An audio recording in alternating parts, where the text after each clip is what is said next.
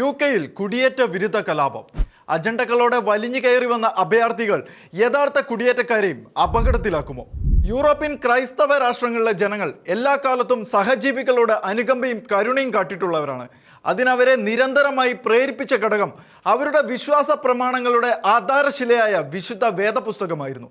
അനാഥരെയും വിധവകളെയും അഭയാർത്ഥികളെയും ഉചിതമായ വണ്ണം ഉൾക്കൊള്ളേണ്ടതിനെക്കുറിച്ചുള്ള വേദപുസ്തക ദർശനങ്ങൾ ലഭിച്ചിട്ടുള്ള അവർ ലോകയുദ്ധങ്ങളുടെ കെടുതിയിൽ നിന്നും വലഞ്ഞ് തങ്ങളുടെ രാജ്യത്തേക്ക് അഭയാർത്ഥികളായി എത്തിയ കാലം മുതൽ മാന്യമായി തന്നെ അവരെ കൈക്കൊണ്ടുപോന്നു. ഇംഗ്ലണ്ട് പോലുള്ള രാജ്യങ്ങളിൽ തങ്ങളുടെ രാജ്യത്തിൻ്റെ അതിർത്തിയിൽ ഒരു അന്യരാജ്യക്കാരൻ എത്തിയാൽ പോലും അവരെ ഔപചാരികമായി സ്വീകരിച്ച് വേണ്ട പരിഗണനകൾ നൽകണമെന്ന നിയമം പോലും പാസാക്കി. പിന്നീട് ലിബറൽ ആശയങ്ങൾ യൂറോപ്പിൽ ശക്തമായപ്പോഴും അഭയാർത്ഥികളോടുള്ള സമീപനം കൂടുതൽ ഉദാരമാക്കിക്കൊണ്ട് നീങ്ങിയ യൂറോപ്പിലേക്ക് പശ്ചിമേഷ്യൻ ഇസ്ലാമിക രാഷ്ട്രങ്ങളിൽ നിന്നും ആഫ്രിക്കൻ രാഷ്ട്രങ്ങളിൽ നിന്നുമെല്ലാം കുടിയേറ്റക്കാരുടെ കുത്തൊഴുക്കായിരുന്നു നടന്നത്. കുടിയേറ്റക്കാരായി വന്നവർ സ്ഥിരതാമസമാക്കുകയും കാലക്രമത്തിൽ പൗരത്വം ലഭിക്കുകയും ചെയ്തപ്പോൾ അവരിൽ ചിലരുടെ യഥാർത്ഥ അജണ്ട വെളിപ്പെട്ടു വരികയും മതപരമായ അധിനിവേശ ചിന്തകളുടെ ആധിക്യത്താൽ കലാപവും അക്രമങ്ങളും പൊട്ടിത്തെറുകളുമൊക്കെ ആസൂത്രണം ചെയ്ത് നടപ്പിലാക്കുകയും സ്വാഭാവികമായി നിയമ നടപടികൾ ഉണ്ടാവുമ്പോൾ ന്യൂനപക്ഷ ഇരവാദമുയർത്തി ലോക ശ്രദ്ധ പിടിക്കുകയും ക്രമേണ വൻ അക്രമങ്ങളിലേക്ക് കാര്യങ്ങൾ കൊണ്ടെത്തിക്കുകയും ചെയ്തു. ലിബറൽ ചിന്തകളുടെ ആധിക്യത്താൽ ആദ്യമൊക്കെ അത് അവഗണിച്ചു തള്ളിയ യൂറോപ്യന്മാർ തങ്ങളുടെ നിലനിൽപ്പിൻ്റെ ചുവട്ടടിയിലെ മണ്ണൊലിച്ചു പോകുന്നത് തിരിച്ചറിഞ്ഞ് തങ്ങൾക്കും തങ്ങളുടെ തലമുറകൾക്കും വേണ്ടി ഉണർന്ന് പ്രവർത്തിച്ചേ മതിയാകൂ എന്ന് ചിന്തിച്ചു തുടങ്ങിയപ്പോഴേക്കും അധികാര സ്ഥാനങ്ങളിൽ പോലും ഇരിപ്പുറപ്പിച്ച് അവർ തങ്ങളുടെ മത അജണ്ടകൾ തദ്ദേശീയ ജനങ്ങളുടെ മേൽ അടിച്ചേൽപ്പിക്കുകയും ഇടിവണ്ടിയും കത്തിക്കുത്തും സ്ഫോടനങ്ങളുമായി അവർ കളി ശക്തമാക്കുകയും ചെയ്തിരുന്നു. ഇറ്റലി, ഹോളണ്ട്, സ്വീഡൻ തുടങ്ങിയ രാഷ്ട്രങ്ങളിലെ ജനങ്ങൾ തങ്ങളെ വിഴുങ്ങുവാൻ ഭാവിക്കുന്ന ഭീകരതകളോട് അനുഭാവം കാട്ടുന്ന ലെഫ്റ്റ് ആൻഡ് ലിബറൽ നയങ്ങൾ വിട്ട് ദേശീയതയെ മുറുകെ പിടിച്ചുകൊണ്ട് തീവ്ര വലതുപക്ഷത്തേക്ക് ചാഞ്ഞുകൊണ്ട് കുടിയേറ്റത്തിനെതിരെ ശക്തമായ നിലപാടുകൾ കൈക്കൊണ്ടു. യൂറോപ്യന്മാർ കാര്യങ്ങൾ ഗ്രഹിച്ച സ്ഥിതിക്ക് ഇനി കുടിയേറ്റം അധികം കാലം നീണ്ടേക്കില്ല എന്ന് ഉറപ്പിച്ചുകൊണ്ട് അവസാനത്തെ ലാപ്പിലേക്ക് എന്നതുപോലെ ശക്തമായ കുടിയേറ്റം നടത്തിയത് ബ്രിട്ടനിലേക്കായിരുന്നു. കുടിയേറ്റക്കാരുടെ വോട്ട് ബാങ്ക് കണ്ടുകൊണ്ട് അധികാരം ഉറപ്പിച്ച ഇംഗ്ലണ്ടിലെ ലേബർ പാർട്ടിയാകട്ടെ കുടിയേറ്റക്കാർക്ക് ശക്തമായ പിന്തുണ നൽകിക്കൊണ്ട് രാജ്യത്തിൻ്റെ നാശത്തിന് ആക്കം കൂട്ടുകയും ചെയ്തു.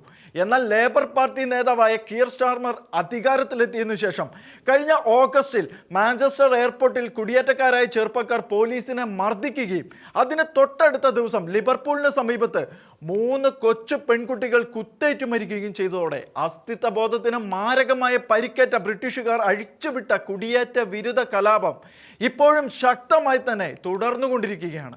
ഈ വർഷാദ്യം ട്രംപ് അമേരിക്കയിൽ പ്രസിഡന്റായി വരികയും കടുത്ത നടപടികളുമായി കുടിയേറ്റ വിരുദ്ധ നടപടികൾ ശക്തമാകുകയും ചെയ്തതോടെ വിവിധ യൂറോപ്യൻ രാജ്യങ്ങൾ തങ്ങളെ ബാധിച്ചിരിക്കുന്ന കുടിയേറ്റ വ്യാധിയിൽ നിന്നും മുക്തി നേടാൻ ഉത്കടമായി ആഗ്രഹിച്ച് രംഗത്തിറങ്ങി.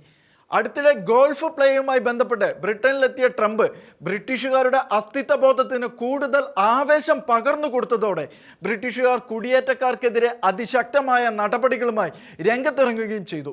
കുടിയേറ്റക്കാരെ കൊണ്ടുപോയി സർക്കാർ ചിലവിൽ പാർപ്പിച്ചിരിക്കുന്ന ഹോട്ടലുകളുടെ മുൻപിലും അവരുടെ താമസ സ്ഥലങ്ങളിലും ശക്തമായി പ്രതിഷേധിക്കുകയും കണ്ണിൽ കണ്ട വെള്ളക്കാരല്ലാത്തവരെയെല്ലാം ഓടിച്ചിട്ട് തല്ലുവാനും തുടങ്ങി.